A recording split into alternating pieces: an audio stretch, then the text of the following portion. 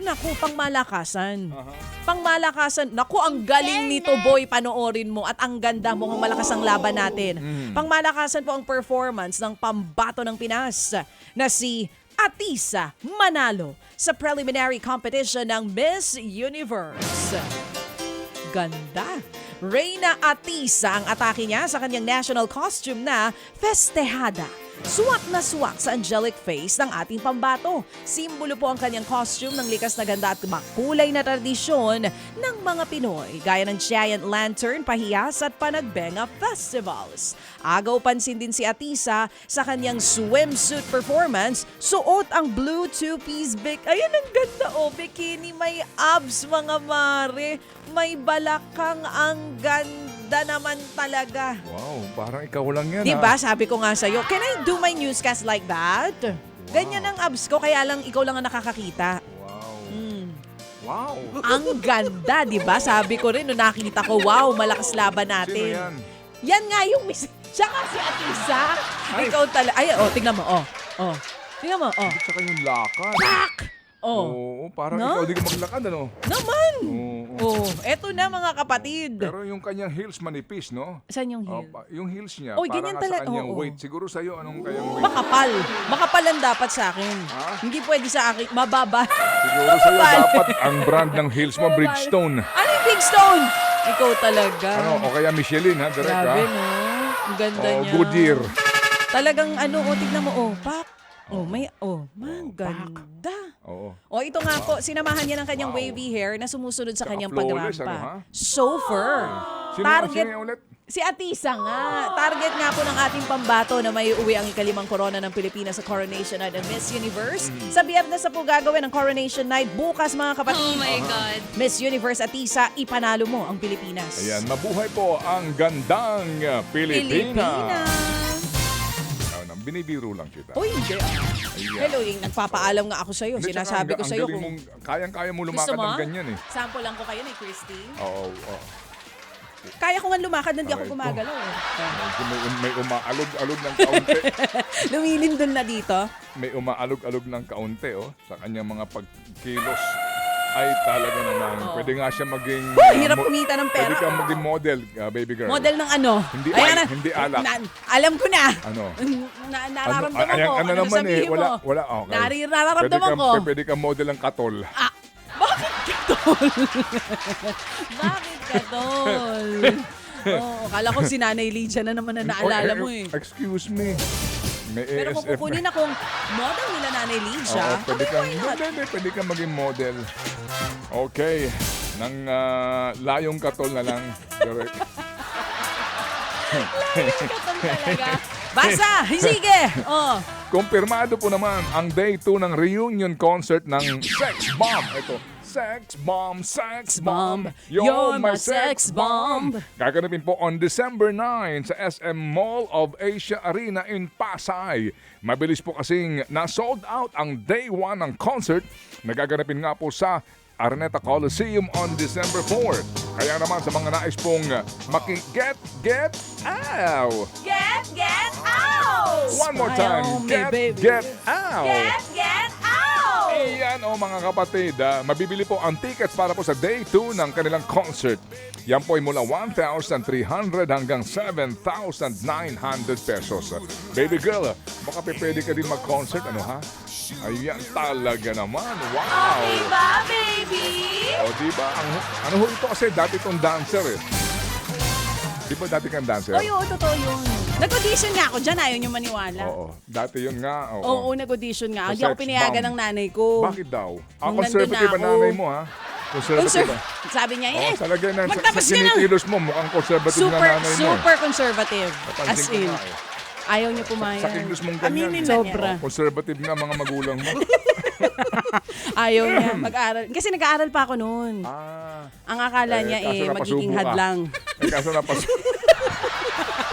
Nag-aaral pa kasi ako noon. kaso napasubo ka. Akala niya, pag hindi ko tinuloy yung pagsisex bomb, Hindi, ito. Kaso napasubo ka. Nang ano? Nung napasubo ka, yung nga po, hindi mo pwedeng iluwal na parang kanin. Di ba yun ang payo ng magulang direct? Dahil pag sinubo Alam mo na yan, ang pag napaso ka, pag-aasawa ay ayan. hindi parang paano yan, pagsubo ng kanin, na kapag ikay napaso, ay maaari mong iluwa. Iluwa. Oo. Yun na So nga. napasubo ka. Napasubo nga ako. Pero naluwa ko eh. Tuloy mo na, Ano marami ba? nag-aabang Ito na. sa balita natin. Hello? Uy, naku mga kapatid. Kasi nga, kabi-kabila Alin? ang trabaho ng ating kapatid star at M-Quest star na si Andrea Brillantes. Matapos nga po ang kanyang day ring bilang calendar girl, ngayon naman, siya po ang kauna-unahang face from the Philippines, ang isang global fashion brand. Bukod sa bagong endorsements, may bagong pelikula ring dapat abangan.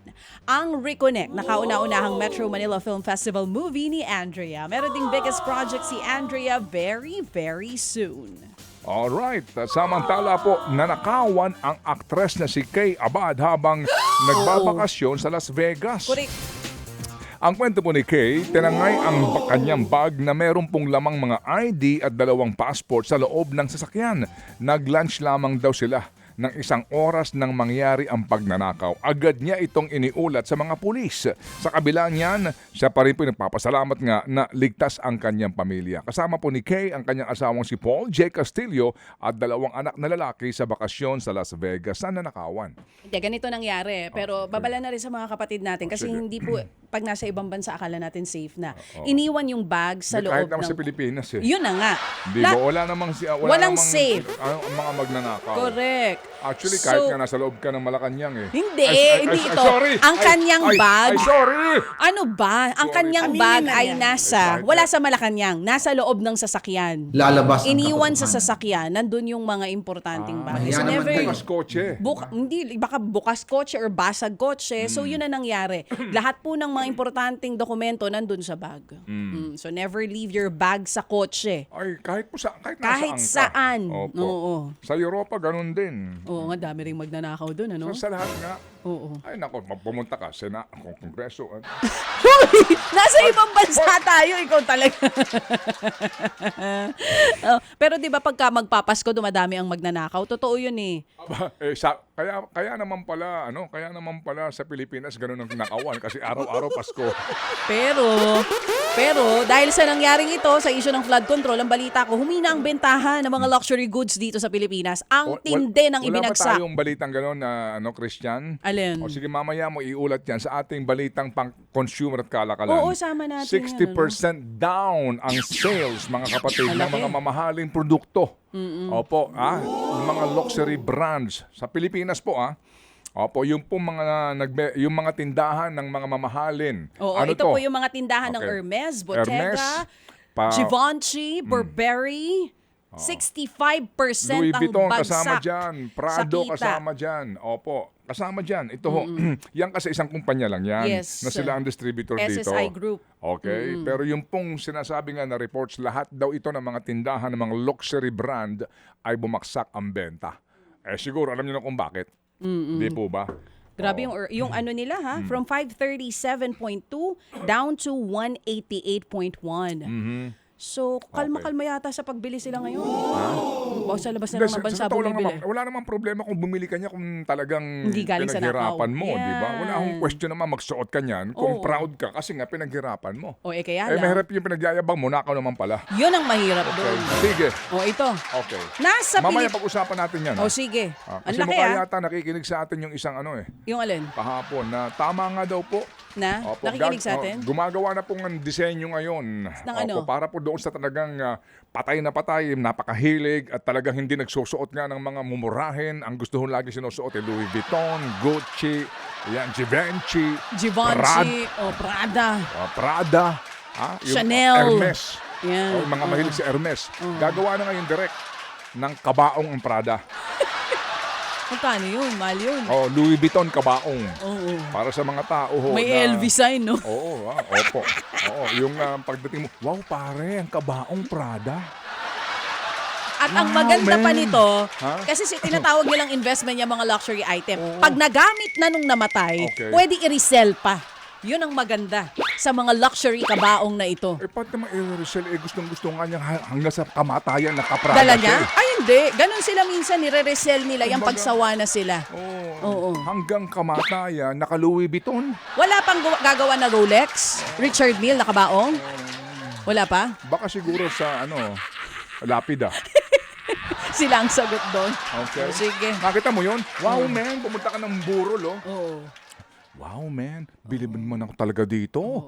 Dito sa, sa... Sa proponent. hanggang sa pagkamatayang fashionista. Ayos. Hanggang sa kamatayan naka-Chanel. Oh. Diba? Wow. Nung sisilip tayo, kunwari dadalo tayo. Oo. Mm. So fashionable. Oo. Fashionably fashionably dead. Oo. Yung Oo, kaya nakikita nga, mo ba pero siya? Tingnan mo. huwag kang magbebenta niyan doon sa mga taga Prada o Chanel o huwag kang magbebenta ng may payong. Tapusin mo Ikaw na nga, talaga parang kung saan Biyernes tayo. ngayon. Okay, teka lang. Ito Sige. na. Okay. Nasa Pilipinas po. Ang American singer na si Ano ka ba? David... Oo. Prada, ano? Hindi nila masyado sinusot ang Prada. Namumurahan sila sa Prada. Hermes. Yan ang mga gusto nila. Oo. Hermes Tapos at nung Chanel. yung Actually, patay, ayaw may ni... unan din. Hermes yung unan. Ba? Ayos. Diba? Yung suot niya Hermes din. Sisilip kang ganun. Oh, wow. So fascinating. Oo. Okay. Yun ang sasabi mo, fashionably dead. Ito na. Nasa Pilipinas po. Di ba, minsan gusto mo talaga sila i-wish lahat, ano? Sana ma-dead. Kasi walang mga ganid. Pero sabi nga ni Pastor Jeff, masama daw yun. Pero May namatay at ba? least yung kanyang posing doon sa kanyang kabaong. May posing pa! Ganun siya. Ah. Heart. May posing Baka pa sa baong. heart pa rin siya. Naka-finger heart. Sige. Ito. Nasa Pilipinas po ang American singer na si David Archuleta para sa isang music festival. Kabilang si David sa mga magpe-perform sa Playback Pop It Up Music Fest na gaganapin po sa Mall of Asia Arena. Performance din dyan o may performance dyan ang iba pang pop icons tulad nina Vanessa Carlton at English boy band The Blue. Kilala si David sa hit songs na Crush, A Little Too Not Over You at Something About Love. 2024 pa siya huling bumisita sa Pilipinas para sa isang solo concert. Mga kapatid, brothers and sisters, saan ka pa? Dito na tayo sa totoo. Dito na tayo sa True FM. Mga kapatid, mag-subscribe and follow po kayo sa social media accounts ng True Network PH. Yan po kami. Hanapin nyo lang True Network PH, Facebook, Instagram, YouTube, TikTok, and podcast. Mapa Apple or Spotify man yan, mahahanap nyo kami. Lahat ng mga napapanood at napapakinggan nyo po sa programa, nasa social media accounts namin yan. So, paano mga kapatid? See you sa social media!